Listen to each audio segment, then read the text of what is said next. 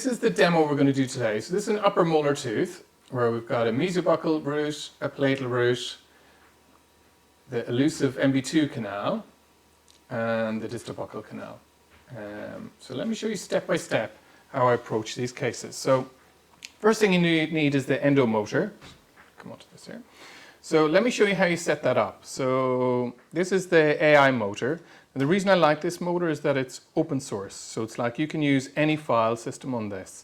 So it's not locked to any particular systems. I really like that it's got a small head. So if you've got a patient where it's difficult to access, you're able to kind of get that into the difficult to reach areas. I like the way that the head rotates right around 360 degrees, which again is really useful. It's got an integrated apex locator. So your apex locator will attach in here and the hook goes onto the patient's mouth. And then you've got full control over the settings. So for the Toothsaver files, these files can be used in either rotation or reciprocation. And I'm going to show you the kind of pros and cons of using them each way. So first of all, the settings are 300 RPM. So let me show you how you do that. So you go on to any of the memory programs. So let's say M1, you press P. In the operating mode, CW is clockwise, CCW is counterclockwise. SGP or REC means reciprocation, and you can set your angles for that. ATR means that you can set the files to reach a certain torque, and at that torque it'll change into reciprocation. And the speed on the black AI motor can go all the way from 100 all the way up to 2500. Trigger torque that's for ATR mode. You can set exactly what trigger torque that you want it to go at. Most people set it at 1 or 2.2 depending on the case. And then EAL, so you can use actual motors as standalone apex locator as well. So there's loads of functions on this. For this particular case, I'm going to set it as, so for the Toothsaver files, clockwise, I'm going to set the speed at 300 RPM. I'm going to set the torque limit at 2.2. So that means when the file gets to 2.2 in terms of resistance to rotation in the canal, when it hits that limit, it's going to stop or it's going to beep. I'm not going to set up the apex locator action, but normally I have it off. Auto start I normally have off as well, and auto stop I normally have off. And then you can adjust the position on the apex locator where you want it to activate. Okay, so let's go through the Toothsaver files. So if you're starting your whole endo journey and you want kind of a very simple system, single file systems are attractive because of the simplicity of it. But the reality of me doing endo all the time, I never use single file systems because the root canal anatomy is so complex. And it's like having a single burr to do all your dentistry. It's like a single file doesn't really make sense to use on difficult MB2 canal or a small mesiobuccal canal and a big wide palatal canal or an upper incisor. So you need to choose the files that are specific for the case. So in this case, let's instrument the mesiobuccal canal here in an upper 6. So I place the file into the motor. Now what I don't spin the file before I activate. What I do is I place it in and I try and feel, okay, am I in the canal? So I place the file passively into the canal and then I activate and I go 1, 2, 3. So I take 3 bites and then I come out. Okay. So once I've found the canal, 3 bites come out. So you place it to resistance, activate and out. Irrigate. So you should have lots and lots and lots of irrigation in the tooth. So the pulp chamber should be full of irrigation. And then I place my hand file. Now because I've removed that coronal interference, my hand file is going to be able to negotiate down. So I feel resistance at this point. Okay. So once I feel resistance, I measure with my rubber stopper what point I'm feeling resistance at. So in this case, for a mesiobuccal root, I'm going to measure on the mesiobuccal tip. And here I'm up to 17 millimeters. And that's a really, really, really common in a clinical scenario where you place it and resistance is like 16, 17 millimeters. So what I do then is I measure my file. I'm going to make sure that I don't bring this file past where my hand file has gone. Okay, so that means that I can be confident that this file will go. So again, I place it passively, and 1, 2, 3, out. And what you're doing is you're just taking, feeling resistance and out, feeling resistance and out, feeling resistance when you're out. And you don't go quite to the length where the hand file is gone. So what you're doing here is you're doing a little bit of coronal flare. So I'm going to bring so that first file I used is a 1403 hand file. So once you have a loose size 10 file, that 1403 can go to length. So now I'm going to use the 15 glide path file, 1, 2, 3, and out. So now that I've done a little bit of coronal flare, I clean the flutes between each of them,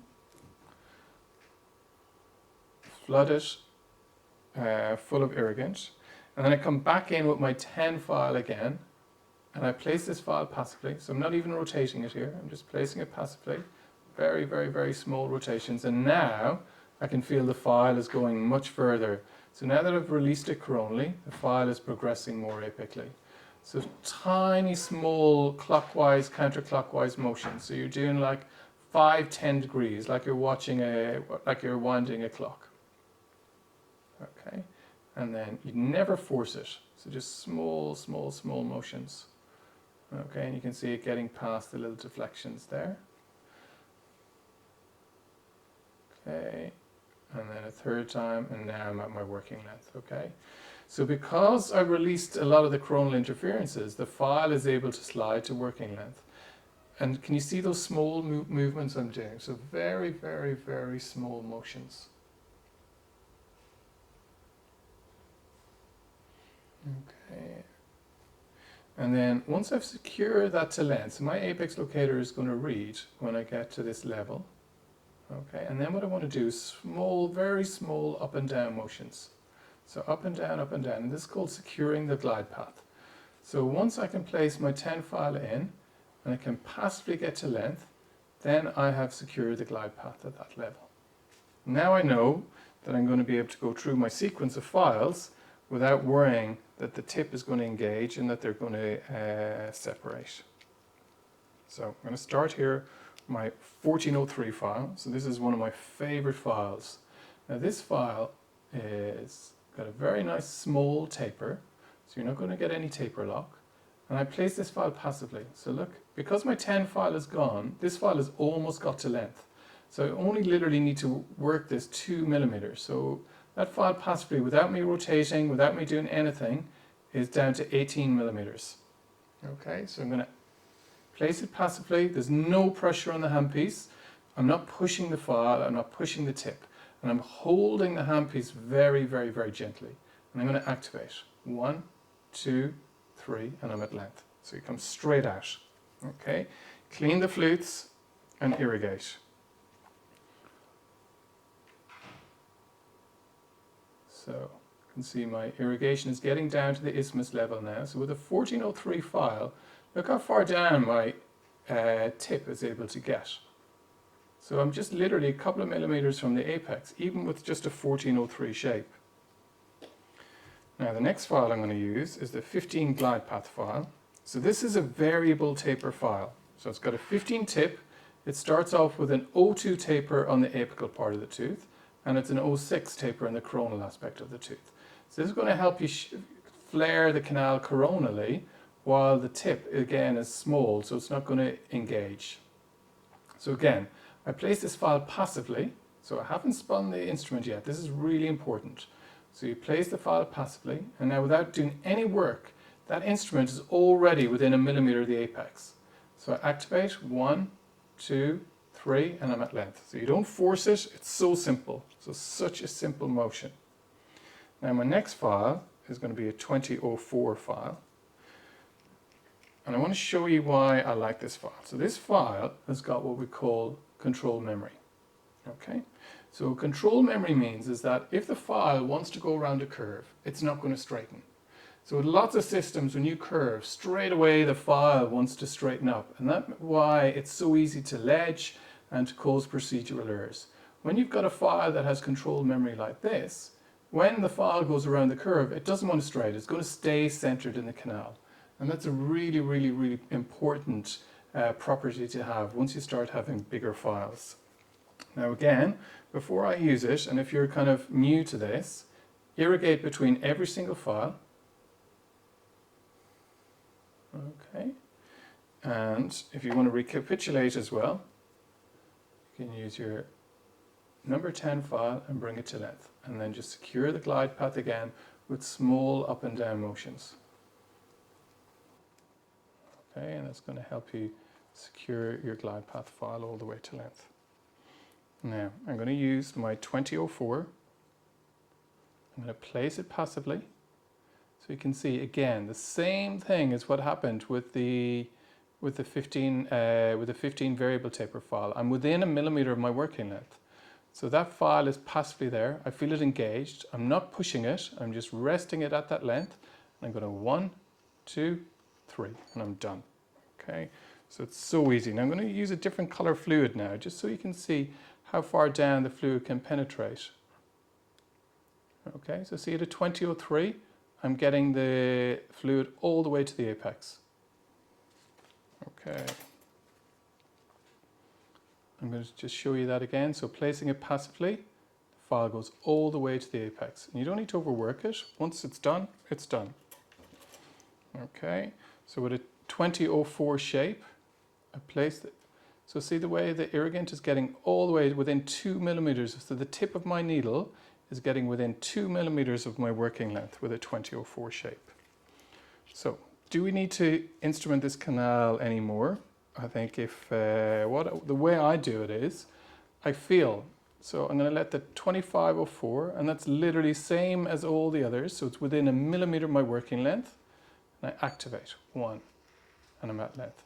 Okay, so for me, this canal is fully prepared at this level. I don't think we need to bring it any bigger. We can bring the needle within 1 millimeter of the working length. So why do we need to open it anymore? We haven't altered the canal anatomy, so the anatomy is still, the apex is exactly where it used to be. We can get irrigant all the way down into the last millimeter or two. We still have patency. We get a number 10 file, slide into length. Okay, still have patency here. Okay.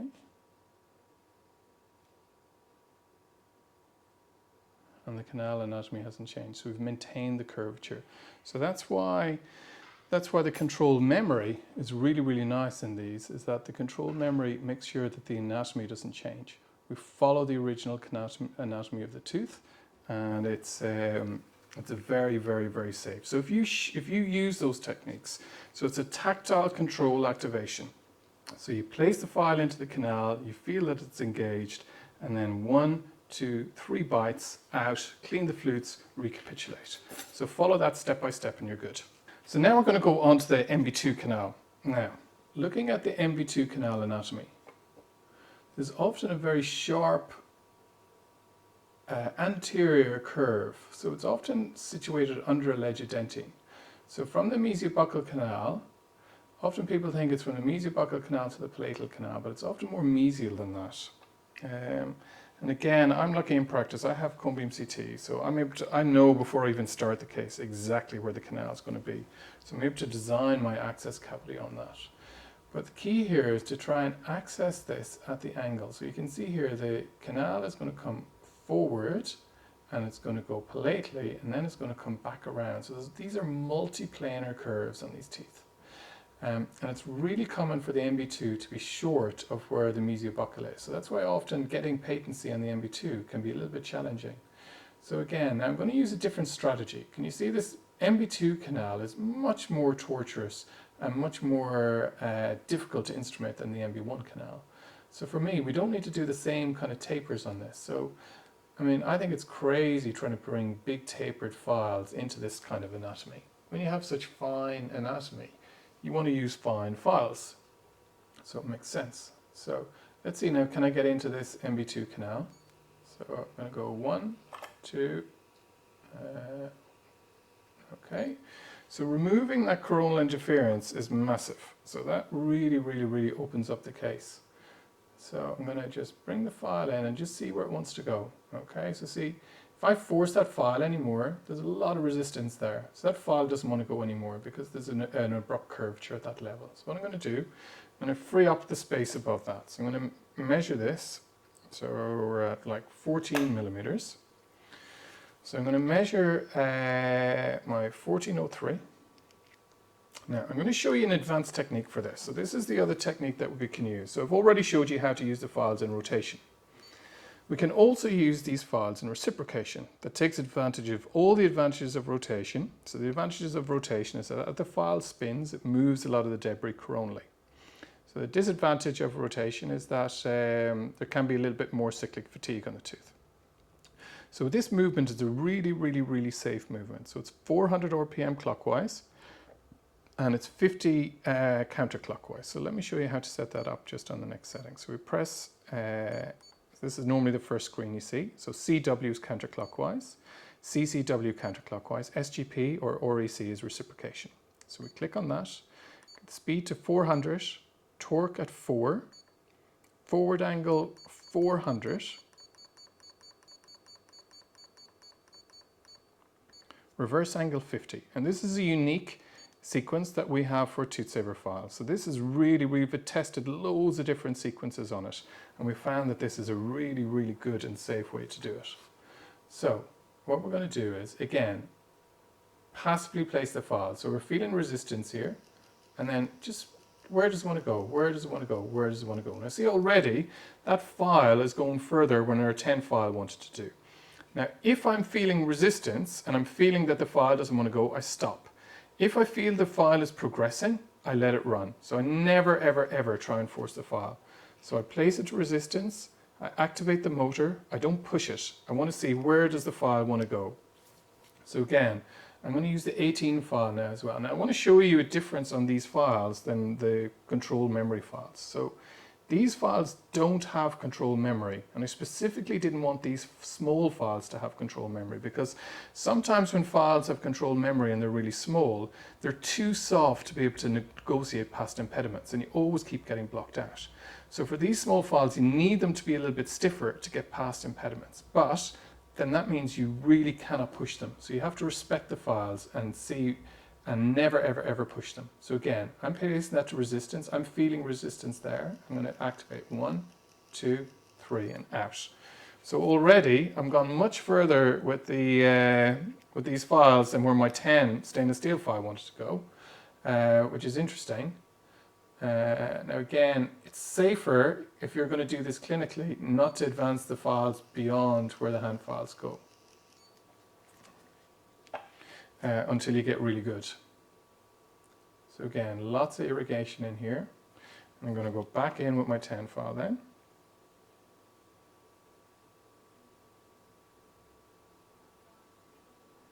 Okay, so see, this is interesting. So the 10 file doesn't want to go, whereas my nickel titanium files do want to go. So I'm getting a lot of resistance there, and that's because that 10 file is stiff, because it's made of stainless steel. So I'm going to let this, see already that's made a ledge. Okay, so now I've got past the ledge with the night tie files, and now see it doesn't want to go around that other curve. Okay, so what I need to do is do some coronal flare. So again, place the file passively. Again, it's getting caught. That was the ledge that the 10 hand file was made. Okay, so I'm not trying to see now that 80, because it's stiffer, but it's still flexible, that now wants to get to length. Okay, so where the 1403 didn't want to go, the 18 wants to go. Now, this is quite an advanced technique. So this technique, once you have a really good feel. So this means I have some tactile activation, but I'm feeling what the file wants to do. So see here, that's engaged. So that doesn't want to go past that ledge. Now that's gone past, I'm going to just brush that very gently just to smooth that off. And I'm not going to bring that to length yet. So I'm not going to bring, that's the 2003 file to length until I get a little bit more coronal flare. So sequence, 1403, 1802, 2003. That's an amazing sequence to use in difficult cases. So let me show you what the hand file was doing. So the hand file caused a ledge. So you can see, you can cause a ledge in 3 turns. See, that hand file still is getting caught up here at this level. So initially it caused a ledge higher up. Now it doesn't want to go anymore. Let me get the 1403 file.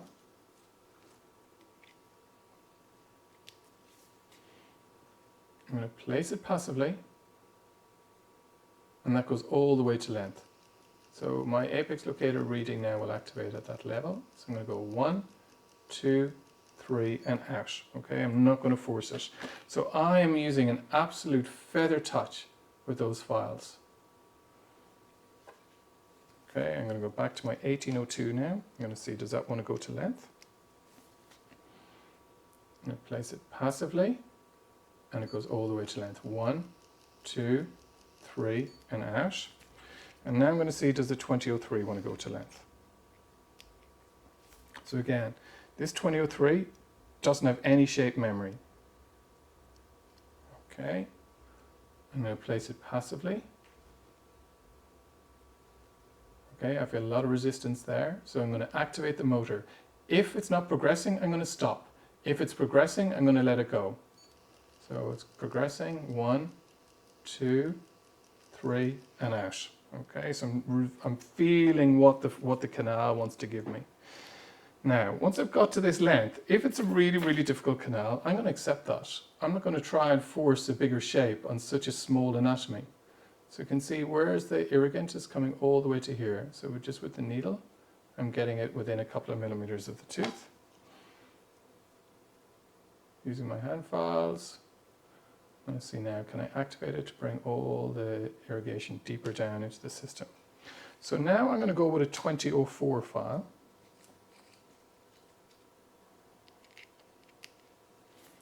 So again, if this file doesn't want to go, I'm not going to force it. So I can feel it got resistance here, and I'm going to let it go. 1, 2, 3, and I'm done. Okay, so for a canal with that kind of anatomy, I'm quite happy to finish on a 2004.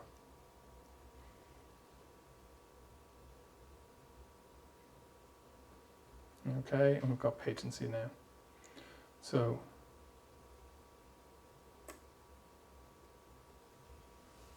now let me zoom right in on this.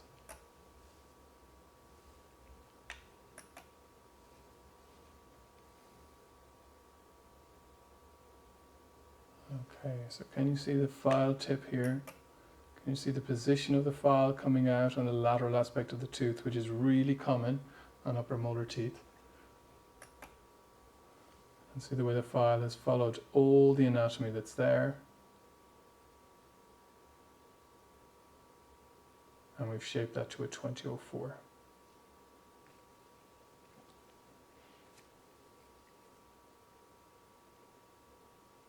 Okay, now, this is really important. So, see the way after irrigating, there's little bits of debris on the apical part of the tooth. So we need to free up that debris. So what I do is a 1403 file. And I'll try and free that up. Okay. I'll irrigate.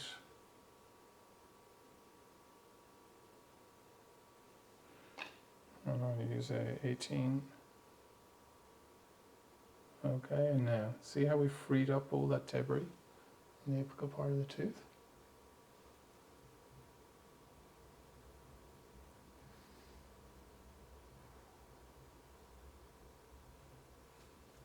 Fantastic. And now we can see where our irrigation needle tip is getting to. So see the way it's getting to within the last millimeter of the root, even though it's a 2004 shape. Just passively moving that down without activation at all, the needle tip is getting within a millimeter of the apex. Okay, so then let's activate our irrigant.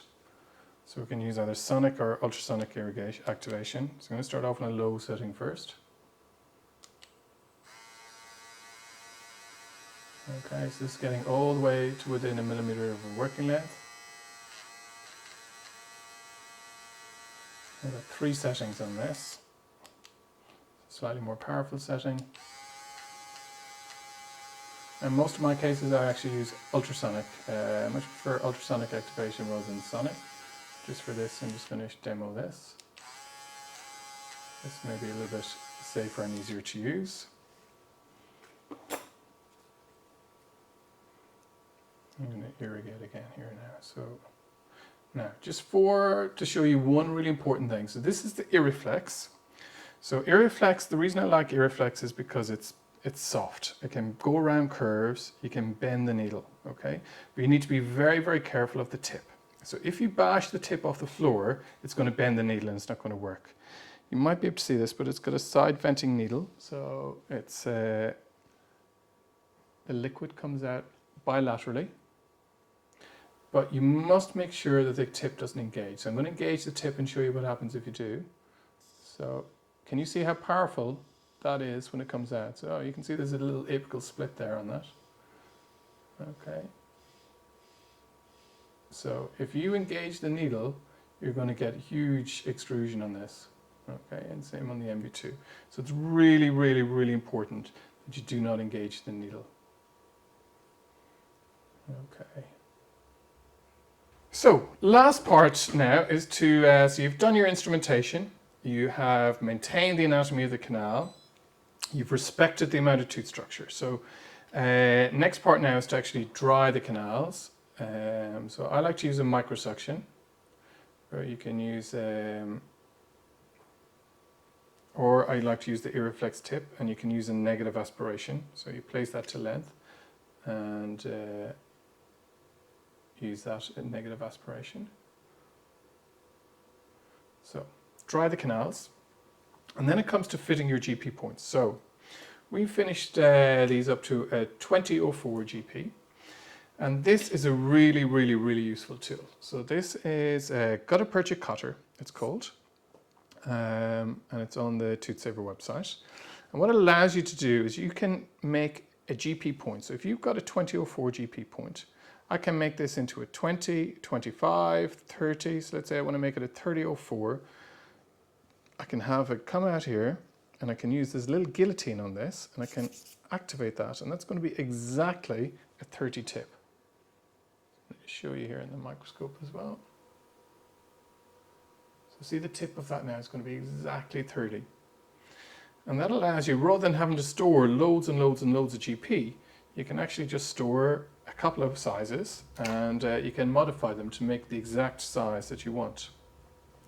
Now, the other thing is what I use is a one-fill sealer. Now, the reason I like one-fill sealer is because it's really biocompatible. So it's a calcium silicate cement. It doesn't shrink. It's antibacterial on setting, and it bonds to dentine. And there's a lot of good reasons for using a bioceramic cement as opposed to the traditional cements, which shrink. So because the traditional cements shrunk, that's why we used to have to use heated gutta percha techniques and cold lateral condensation. Now that the cements don't shrink, we've got a lot more options. So now the thinking really is that the gutta percha is just there to act as a plunger to bring the sealer to length. And I can show you a couple of ways on how to do that. So this is the way I do it. So the one fill comes with its own tips. And these plastic tips screw on here, and you can inject the sealer in, and it comes all the way out. Now, the reason I don't particularly like these tips is because there's a lot of wastage. So there's a lot of wastage when you use these tips. Personally, I prefer to use the visco tips.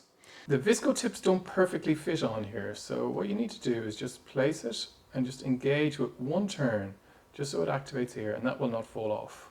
Second thing is that you should have the sealer right at the very tip, okay?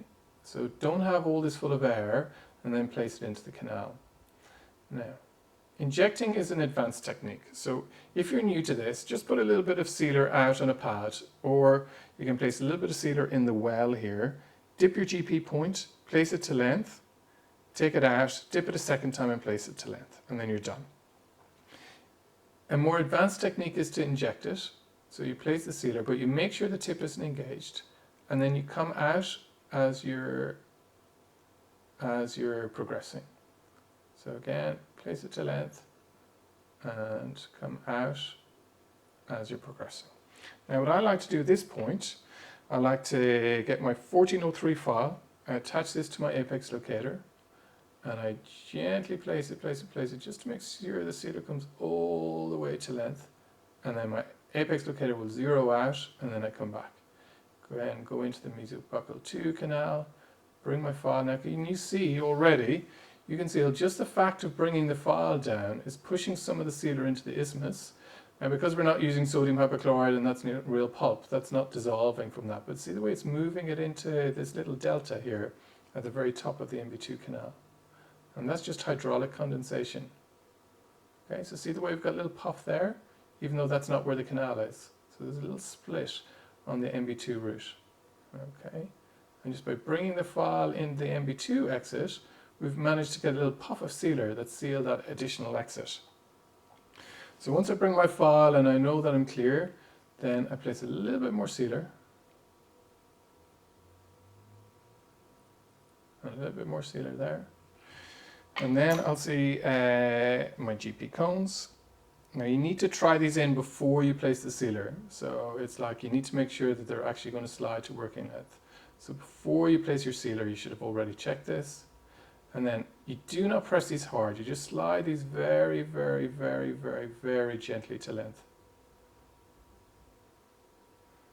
Okay, and that's gone all the way down to our working length. And just a tiny little puff on the apical part of the tooth. So that's perfect. Okay, now we're going to go in the MB2 canal. Again, just going to place this.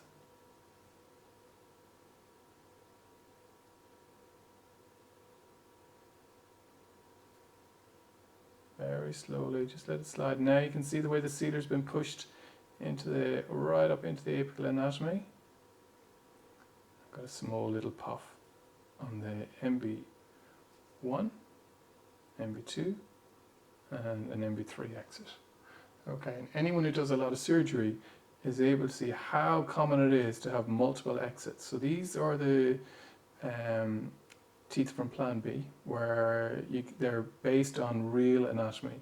And in microsurgery, it's really common to have MB1, MB2, MB3 exit, or just a lateral canal off the MB2 canal. So the key is to be able to clean and disinfect that all really well. Now, on a real tooth where we were using sodium hypochlorite, we'd be able to dissolve all this area in here as well. And then we would have some hydraulic condensation of sealer into that area too. But that's a very, very, very simple way to do complex cases. So just to kind of, just a quick kind of summary of the techniques that we use. So two ways to use the Toothsaver files. Rotation, 300 RPM. Place the file into the canal until you feel resistance.